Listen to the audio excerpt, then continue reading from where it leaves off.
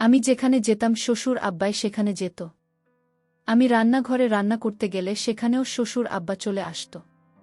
মাঝে মাঝে শ্বশুর আবু আমায় এমন কিছু কথা বলতো সেটা আমি সহ্য করতে পারতাম না।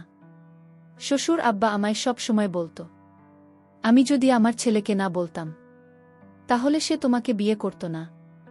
আমার স্বামী যখন ওই বাড়ি থেকে বেরোতো তখন আমার শ্বশুর আমার ঘরে এসে আমার স্বামীর নামে বাজে মন্তব্য করত। একদিন রাতে আমার স্বামী আমার ঘরে আসেনি, আর আমি ভয় পেয়ে আমার শ্বশুরের ঘরে চলে যাই। তারপর আমার শ্বশুর আমার যা অবস্থা করলেন সেটা আমার বলতেও লজ্জা লাগছে, কারণ কিছু রাত এতটাই অন্ধকার হয় যে মানুষের জীবন থেকে সব আলো মুছে দেয়। আজকের রাতটা আমার জীবনের এমনই একটা অন্ধকার রাত হয়ে ওঠে। আমার স্বামী রজব এখনও বাড়ি ফেরেনি। রাত 1টা বাজছে। আমি ঘরে বসে তার ফেরার জন্য অপেক্ষা করছিলাম। আমার নজর বারবার ঘড়ির কাঁটার দিকে চলে যাচ্ছিল। সেকেন্ডের কাঁটার সাথে সাথে আমার ভয়ে গলা শুকিয়ে যাচ্ছিল। আমি প্রার্থনা করছিলাম যাতে রজব তাড়াতাড়ি বাড়ি ফিরে আসে। এরই মাঝে হঠাৎ করে বিদ্যুৎ চলে যায়। পুরো ঘরটা একেবারে অন্ধকার হয়ে যায়। আবার অন্ধকারে খুব ভয় লাগে, আর এখন চারিদিক অন্ধকার। এমনিতে আমি রজবের না ফেরার জন্য চিন্তায় ছিলাম। তার উপরে অন্ধকার, আমি কিছু দেখতে পাচ্ছিলাম না। মনে হচ্ছে যেন আমি অন্ধ হয়ে গেছি।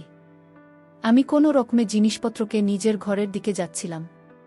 তখনই পাড়ার একটা কুকুর ঘেউ ঘেউ করে ডেকে উঠল। এত জোরে ডাকত যে মনে হলো সে আমাদের উঠোনে চলে এসেছে। ভয়ে আমার প্রাণটা বেরিয়ে যাওয়ার মতো অবস্থা। বাড়িতে তখন আমার শ্বশুরমশাই ছাড়া আর কেউ ছিল না। তিনি ওনার ঘরে ঘুমোচ্ছিলেন, আর আমি নিজের ঘরে একা ছিলাম। আমার মনে হচ্ছিল যে কুকুরটা আমাদের উঠোনে চলে এসেছে, আর সে যে কোনো সময় আমার কাছে চলে আসতে পারে। আমি ভয়ে ভয়ে আমার শ্বশুরের ঘরে গিয়ে পৌঁছালাম। আমি ওনার ঘরের দরজায় ধাক্কা দিতে লাগলাম। যখন ঘরের দরজা খোলে তখন আমি ভয়ে কাঁপছিলাম। আমি বলি, বাবা, আমার মনে হচ্ছে আমাদের উঠোনে একটা কুকুর ঢুকে পড়েছে। আমার খুব ভয় করছে। আমি কি আপনার ঘরে আসতে পারি? আমি এত ভয় পেয়ে গিয়েছিলাম যে আমার মাথা কাজ করছিল না, তাই হয়তো আমি একটা ভুল পদক্ষেপ নিয়ে ফেলি। আমার শ্বশুরমশাই আমাকে তার ঘরে যেতে বললেন। তারপর ঘরের দরজা বন্ধ হয়ে যায়। আর তারপর আমার সাথে যা হয়েছিল সেটা আমার পক্ষে মেনে নেওয়া সম্ভব ছিল না। তাহলে মূল ঘটনাটি বলি। একজন স্ত্রী যদি তার স্বামীর থেকে কম সুন্দর হয়, তাহলে সে সবসময় হীনমন্যতায় ভোগে। আজকাল আমার সাথে সেটাই হচ্ছে। রজব একটা খুব সুন্দর দেখতে জোয়ান ছেলে। আমিও দেখতে খারাপ ছিলাম না, কিন্তু আমার গায়ের রংটা একটু ডেম ছিল। এই কথাটা আমাকে বিয়ের পরের দিনই আমার শ্বশুরমশাই মুখ থেকে শুনতে হয়। সকালে যখন আমি জলখাবার খেতে ঘর থেকে বেরিয়ে আসি, তখন বাড়িতে অনেক আত্মীয় স্বজন ছিল। খাবার টেবিলে আমার শ্বশুরমশাইয়ের সাথে তার বোনেরা বসেছিল। আমার শাশুড়ি মারা গিয়েছিলেন। আত্মীয় স্বজনদের মধ্যে বেশিরভাগই আমার শ্বশুরমশাইয়ের ভাইবোন ছিল। আমি ওনাদের সাথে বসে জল খাবার খেলাম। আমার শ্বশুরমশাই সবার সাথে আমার পরিচয় করিয়ে দিলেন। তিনি খুব খোশমেজাজে ছিলেন। কিছুক্ষণ পর সব আত্মীয়রা তাদের বাড়ি ফিরে যায়। তখন বাড়িতে শুধু আমি আর আমার শ্বশুরমশাই ছিলাম। আমার শ্বশুরমশাই আমার জন্য চা বানিয়ে নিল। উনি বলেন, আমি ভাবলাম আমার বৌমা খুব ক্লান্ত, তাই আমি তার জন্য চা নিয়ে এলাম। তিনি আমার পাশে সোফায় বসে পড়লেন, আর চায়ের কাপটা আমার হাতে ধরিয়ে দিলেন। তিনি বলতে লাগলেন, রজব এমনিতে খুব ভালো ছেলে। সে আমার সব কথা শুনে তুমি একটা ভালো মেয়ে, কিন্তু আরও ভালো হতো যদি তোমার গায়ের রংটা একটু ফর্সা হতো। ওই যে বলে না, বসেই হয় যাকে সব সময় কাছে পেতে ইচ্ছে করে। ওনার কথা শুনে আমি একটু অস্বস্তি বোধ করছিলাম। আমি উনাকে বললাম, আমি আপনার কথা ঠিক বুঝতে পারলাম না। উনি বলেন, কাল মাঝরাতে রোজ ঘরের বাইরে এসেছিল। আমিও তখন জল খেতে উঠেছিলাম, তাই আমার তার সাথে দেখা হয়ে যায়।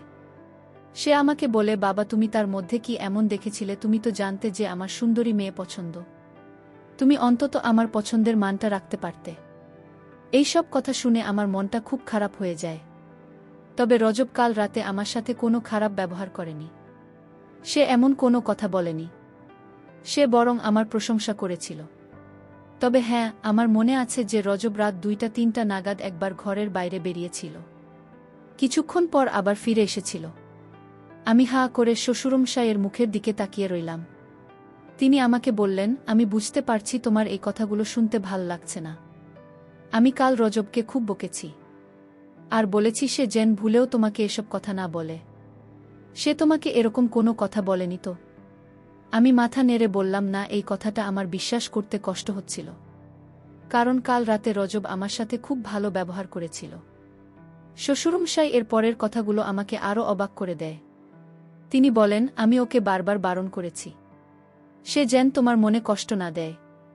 তুমি কিছু মনে করো না মা, কিন্তু আমি যখন তোমাকে দেখতে গিয়েছিলাম তখন তুমি মেকআপ করেছিলে।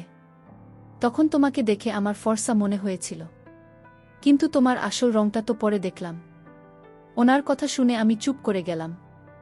আমি বুঝতে পারছিলাম না কি জবাব দেব। হ্যাঁ, এটা সত্যি যে আমাকে যখন দেখতে আসা হয়েছিল তো এখন আমি একটু মেকআপ করেছিলাম, কিন্তু সেটাই তো স্বাভাবিক, আজকাল সব মেয়েরাই তো একটু আধটু সাজগোজ করে। রোজের সাথে যখন আমার সমস্ত বিয়ের কথা পাকা হয়েছিল তখন আমি খুব খুশি হয়েছিলাম, কারণ শ্বশুরবাড়িতে আমার ভুল ধরার জন্য আমার কোনো শাশুড়ি ও ননদ থাকবে না। কিন্তু তখন কি আর আমি জানতাম যে আমার শ্বশুরমশাই বিয়ের পরের দিনই আমার কথায় খুব ধরতে শুরু করবেন। বিয়ের পরের দিন থেকে আমি রান্নাবান্না আর ঘরের কাজ করা শুরু করে দিয়েছিলাম, কারণ বাড়িতে শুধু আমার শ্বশুরমশাই আর আমার স্বামী থাকত। এমনিতে আমার শ্বশুরমশাই খুব ভাল ছিলেন, আমার সাথে খুব ভালোভাবে কথা বলতেন, কিন্তু উনি রজবের ব্যাপারে যেসব কথা বলতেন সেসব শুনতে আমার ভাল লাগত না। রজব অফিসে বেরিয়ে যাওয়ার পরে বাবা আমার ঘরে চলে আসতেন। আমি তখন রজবের ফেলে রাখা জিনিসপত্র গোছাতে ব্যস্ত থাকতাম। বাবা এসে বলতেন, তুমি তাড়াতাড়ি আমাদের জন্য জলখাবার বানানো, তারপর আমরা দুজনে বসে গল্প করব। তিনি আমার সাথে বন্ধুর মতো কথা বলতেন। আমি ওনাকে এটাও বলতে পারতাম না যে আমি খুব ক্লান্ত, একটু বিশ্রাম নেব। কিন্তু চিন্তার বিষয় এটাই যে বাবা সবসময় আমার খেয়াল রাখতেন। আমি যখন রান্নাঘরে থাকতাম তখনই সেখানে এসে হাজির হতেন। আমি যখন রান্না করতাম তখন তিনি বলতেন, এভাবে নয়, এভাবে বানানো আমার ছেলের এই খাবার পছন্দ নয়, এমনিতেই তুমি দেখতে ভালো নয়, তার উপর যদি স্ত্রীর দায়িত্বটা ভালো করে পালন না করো তাহলে স্বামীর মন জিতবে কি করে। মাঝে মাঝে আবার বলতেন যে তুমি রুটিটা গোল করে ফেলতে পারো না, তো সবসময় যদি কেউ কারো মাথার উপর চেপে থাকে তাহলে সেটা একসময় বিরক্তিকর হয়ে ওঠে। আমিও বাবার উপর বিরক্ত হতে শুরু করেছিলাম। একদিন এমন একটা ঘটনা ঘটে যেটা আমাকে আরও বিচলিত করে তোলে। একদিন আমার শ্বশুরমশাই বলেন, রজব কখনো তোমাকে কোথাও ঘুরতে নিয়ে যাবে না, কিন্তু আমি জানি তোমারও ঘুরতে যেতে ইচ্ছে করে। তুমি অনেক স্বপ্ন নিয়ে এই বাড়িতে এসেছ, চলো তুমি রেডি হয়ে নাও, আমি তোমাকে ঘুরতে নিয়ে যাব, আমরা শপিং করতে যাব। বাবা আমার সাথে আমার শাশুড়ি মায়ের মতোই ব্যবহার করতেন, আমার সব কাজে ভুল ধরতে বলতেন। রজবের এটা পছন্দ নয়, ওটা পছন্দ নয়। আমার মার্কেটে যেতে ইচ্ছে করছিল না, তাই আমি বাবাকে বললাম আজকে ছেড়ে দেন। তা উনি আমাকে জোর করে মার্কেটে নিয়ে গেলেন। উনি বললেন, আমি তোমাকে একটা সুন্দর জামা কিনে দেব, যেটা পরলে তোমাকে খুব সুন্দর দেখাবে। উনি আমাকে দোকানে নিয়ে গেলেন আর বললেন, তোমার পছন্দ মতো একটা স্যুট তুমি কিনে নাও। আমি কালো রঙের একটা স্যুট পছন্দ করলাম, কিন্তু বাবা বললেন, এমনিতেই তোমার রংটা খুব কালো, তার উপর তুমি যদি কালো রঙের জামা পরে তাহলে তোমাকে ভূতের মতো দেখাবে। তিনি আমার জন্য একটা লাইট কালারের স্যুট পছন্দ করলেন, যেটা আমার একদম পছন্দ হয়নি, কিন্তু আমি চুপ করে রইলাম। উনি বললেন যে লাল রংটা পরে তোমাকে ভালো দেখাবে। আমি যখন শ্বশুরমশাই এর সাথে কথা বলছিলাম তখন আমি দেখলাম পাশের দোকানে রজবকে একটা অন্য মেয়ের সাথে। বাবাও সেটা দেখতে পেলেন, রজতদের সাথে যে মেয়েটা ছিল সে বেশ সুন্দর দেখতে ছিল। বাবা বলতে লাগলেন, দেখেছ, আমি বলেছিলাম না রজবের সুন্দরী মেয়ে খুব পছন্দ, সে যেখানে সৌন্দর্য দেখে সেখানে চলে যায়। রজব সেই মেয়েটার সাথে খুব হেসে হেসে কথা বলছিল। এটা দেখে আমার চোখে জল চলে আসে। আমি ওখান থেকে কিছু না কিনেই চলে আসি। আমার খুব রাগ হচ্ছিল, মনে হচ্ছিল সব কিছু তছনছ করে দিতে। আমি ভাবতে লাগলাম যে রজব কিরকম ছেলে। সে আমাকে বলতো সে আমাকে ভালোবাসে, আর বাইরে গিয়ে সে অন্য মেয়ের সাথে ঘুরছে। আমার শ্বশুরমশাই বললেন, আমি কখনোই চাই না তোমাদের ঘর ভেঙে যাক মা, তবে ছেলেরা একটু স্বাধীন হয়, বিশেষ করে এমন ছেলেরা যারা সৌন্দর্য দেখে পাগল হয়ে যায়। হ্যাঁ, তুমি যদি দেখতে সুন্দর হতে তাহলে হয়তো তোমার স্বামীকে ঘরে বেঁধে রাখতে পারতে। বাবা আমার পাশে বসে আমাকে বোঝাতে লাগলেন। বাবা বললেন, আমি রোজ ওদের সাথে কথা বলবো, কিন্তু আমি কিছু গ্যারান্টি দিতে পারছি না। আমি রজবের জন্য কি না করতাম। তার পছন্দের খাবার বানাতাম, তার পছন্দমতো ঘর সাজিয়ে দিতাম, এমনকি নিজেকেও তার মনের মতো তৈরি করার চেষ্টা করতাম। কিন্তু রজবের আমার এত আত্মত্যাগ চোখে পড়ে না।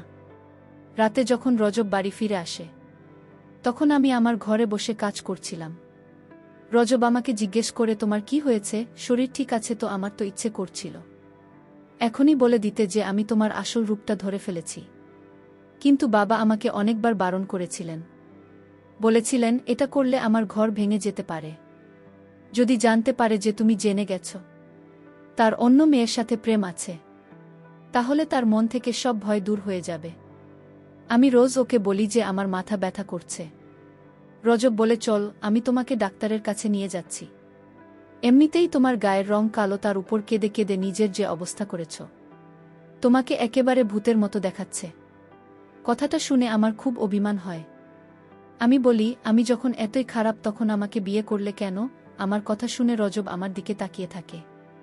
তারপর একটু হেসে বলে, আমার অনেক বড় ভুল হয়ে গেছে, কিন্তু কি আর করা যাবে, ভুল যখন হয়েছে তখন তোমাকে সংযত করতে হবে। এই বলে সে হাসতে হাসতে আমার পাশে এসে বসে। আমি বলি, আমি কোথাও যাব না, আমার মাথা ব্যথা করছে, আমি ওষুধ খাবার ঠিক হয়ে যাবে। এই বলে আমি ঘর থেকে বেরিয়ে চলে যাই। কিন্তু আমার মনটা খুব খারাপ হয়ে যায়। স্বামী যদি তার স্ত্রীকে ভালোবাসে আর সবসময় তার খুঁত ধরে, তাহলে এক সময়ে স্ত্রী ও তার স্বামীর প্রতি ভালোবাসা কমে যায়। রোজ ওদের প্রতি আমার টান আস্তে আস্তে কমতে শুরু করেছিল। একদিন আমার শ্বশুরমশাই বলেন যে তাদের পরিবারের একজনের বিয়ে আছে, তাই আমাকে তৈরি থাকতে বলেছিলেন। আমিও একটু সাজগোজ করেছিলাম। সেই সময় রজব ঘরে আসে আর আমার দিকে এখন জোরে তাকিয়ে থাকে। ওকে দেখে আমার মনে হলো যে আমি হয়তো তার মনে প্রভাব ফেলতে পেরেছি। সে আমার পাশে এসে দাঁড়িয়ে বলে, তুমি যতই সাজগোজ করুন না কেন, আমার মতো সুন্দর তুমি কখনোই হতে পারবে না। এই বলে সে আমাকে আয়নার সামনে নিয়ে যায়। আমার মনটা পুরো ভেঙে যায়। এতক্ষণ আমি ভাবছিলাম যে 1 ঘন্টা ধরে আমি এত সাজলেন সেটা সার্থক হয়েছে। কিন্তু রজবের কথা শুনে আমার ভুল ধারণা ভেঙে গেল। মনে হচ্ছিল আমার শ্বশুরমশাই ঠিকই বলেন যে ছেলেরা সেই মেয়েকে ভালোবাসতে পারে যারা দেখতে সুন্দর হয়। আমি রজবের থেকে সরে আসি। রাগের মাথায় আমি আমার সব গয়না খুলে ফেলি। তারপর টিস্যু পেপার দিয়ে মেকআপ মুছে ফেলি।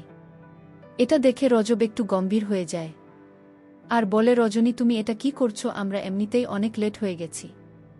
আমি বলি, আমি কোথাও যাব না। রোজ বলে, এমন ছেলেমানুষি কেন করছো তুমি? একটা ছোট ব্যাপারকে এত বড় করে কেন দেখছো? আমি বললাম, আমার ওখানে যাওয়া ঠিক হবে না, কারণ আমি তোমার পাশে মানাবে না। আর তোমার কি মেয়ের অভাব আছে? ওখানে অনেক সুন্দরী মেয়ে থাকবে, তুমি বরং তাদের সাথে। এটা বলার সাথে সাথে রজব আমার গালে জোরে থাপ্পড় মারে। আমি এটার জন্য একদম তৈরি ছিলাম না। আমি রজবের কাছ থেকে এটা আশা করিনি। রজব বলে, এসব কি কথা বলছো তুমি? তোমার কি আমাকে দেখে সেরকম লোক মনে হয়? আমাদের গলার আওয়াজটা এতটাই উঁচু ছিল যে ঘরের বাইরে অবধি আমাদের আওয়াজ শোনা যাচ্ছিল। আমি বলি, আমার সামনে ভদ্রলোক। আমার শ্বশুরমশাই আমার কাছে এসে বসে। আমি বলি, সবসময় রজব আমাকে নিয়ে ব্যঙ্গ করে। আমি যখন ওর এতটাই অপছন্দ তখন ও আমাকে বিয়ে করো কেন? আমি জোরে জোরে কাঁদতে শুরু করি।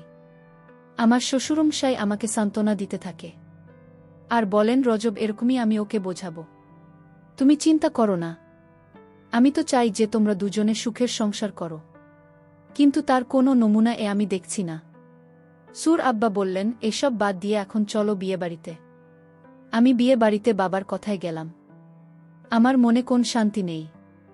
বিয়েবাড়িতে এত লোকজন, সে রাতে থাকা নিয়ে অনেক সমস্যা হচ্ছিল। বিয়ে বাড়িতে ঝামেলা থাকায় কে কোথায় থাকবে সেটা নিয়ে আলোচনা করতে শুরু করেছে। আমার স্বামী বিয়ে বাড়ি থেকে বাইরে কোথাও চলে গেল। তারপর আমাকে একটা রুমে থাকতে দেওয়া হয়। সেই রুমে আমি একা ছিলাম। আর রাত যখন গভীর হল তখন আমার রুমে আমি কাউকে দেখতে পেলাম। আমি বুঝতে পারছি না যে কে সে আমার রুমে এত রাতে। বন্ধুরা, গল্পটি আজ ব্যস্ততার কারণে শেষ করতে পারছি না। পরবর্তী পর্ব পাওয়ার জন্য আমার চ্যানেলটিকে সাবস্ক্রাইব করে পাশে থাকবেন। ধন্যবাদ।